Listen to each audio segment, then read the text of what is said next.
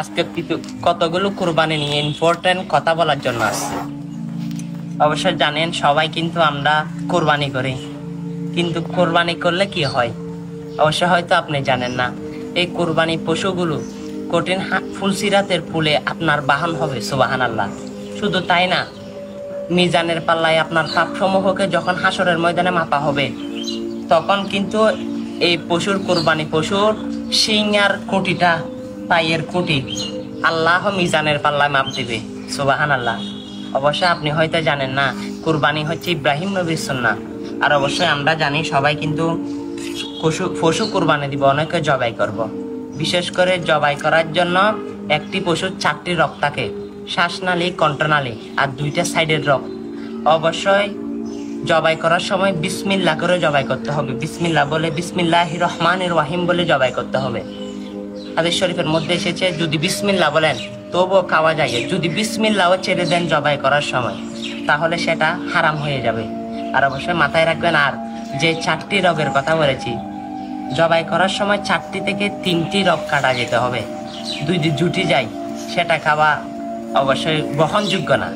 আর একটা কথা মনে রাখবেন, আল্লাহ যেন সবাই, আর অনেকে জানেন না, কুরবানি করা যেমন ওয়াজিব কিন্তু তেমনি তাকবীরও পাঠ করতে হবে। তাকবীরও পাঠ করা ওয়াজিব। তাকবীরটা কোথায় থেকে আসলো? যখন ইব্রাহিম নবী ইসমাইলকে কুরবানি দিচ্ছিল, তখন আল্লাহ থেকে জিব্রাইল আমিন থেকে ঘোষণা আছে, হে জিব্রাইল, তুমি জান্নাত থেকে একটি ডুবা নিয়ে এসে আমার বন্ধুর সন্তানের নিচে দিয়ে দাও।